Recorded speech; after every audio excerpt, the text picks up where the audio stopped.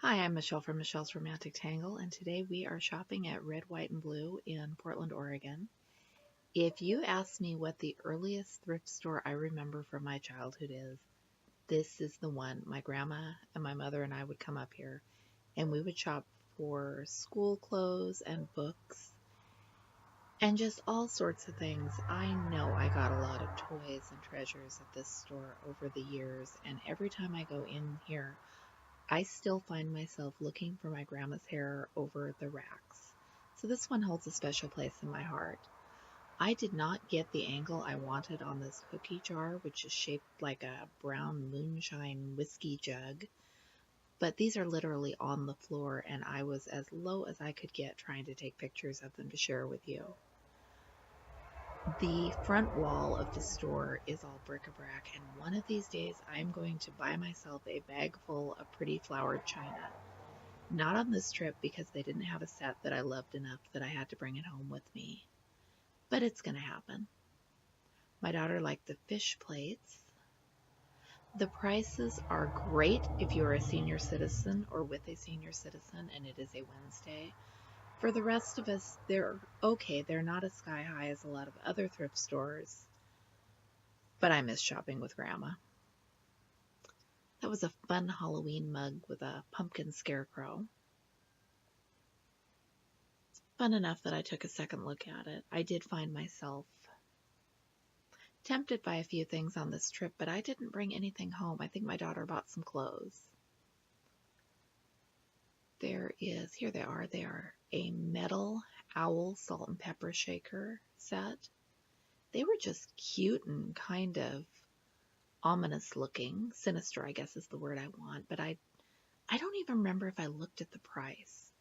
I was on this trip more focused on looking and having fun than on finding anything to buy. Little box on a pedestal shaped like a schoolhouse.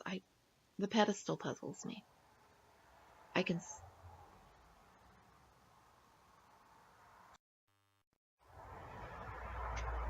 As I was looking at all of this, there was a little boy who I don't know if he had set his toy there or if he saw a toy there, but he darted in front of me to make sure that he got it and was the most adorable thing. Of course, I don't film other people's children, so he got cut out of the video.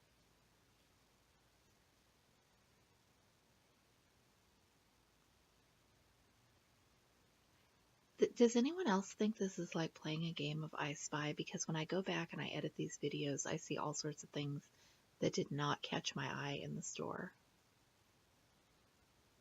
I think that one box container we just passed was like a frosted clear Chinese takeout glass container. Now I wish I'd noticed it when I was standing next to it. I like this plaster pipe wall hanging. Could not tell you why, but I like it.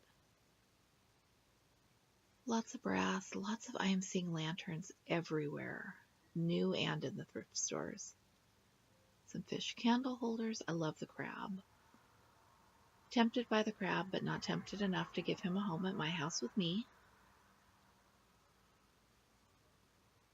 Here is the Cartwright family from Bonanza. Our family went through a stage where we were all watching all of the episodes of Bonanza together a few years back. So my husband and the boys might have been entertained by that. Cutting boards and serving trays. I don't know if those are placemats. There's always lots of kitchen stuff, and my kitchen has some stuff from Red, White, and Blue. We're coming up on, here is possibly the quirkiest find of the day. It's a mold for making your own ice swan. I didn't know those existed. And now I kind of want to make an ice swan. Because I'm slightly crazy like that, I guess. Wasn't anything great in the art today.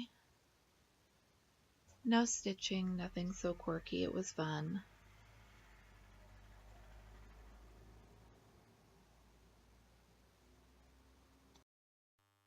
Maybe I'm dating myself, but I am just old enough to remember licking the S&H green stamps and pasting them into the books. And once in a blue moon, I will see the books at either an estate sale or at a thrift shop, and they bring one of those twinges of nostalgia.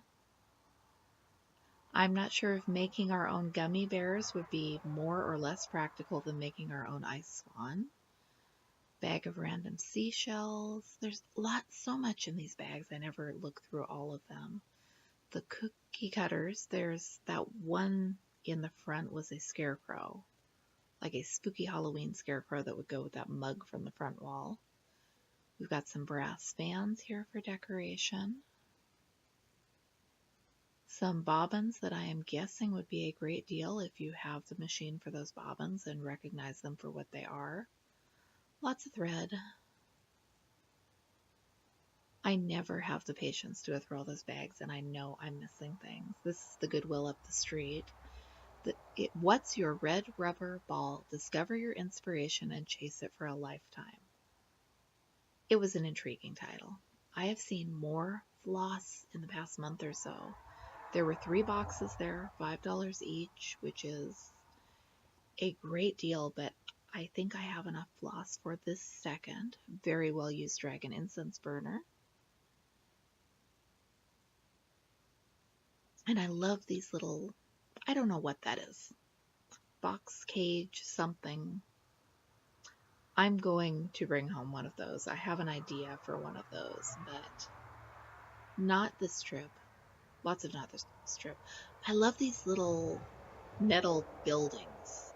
I keep seeing them and being tempted by them, and the mantle of my fireplace only has so much room.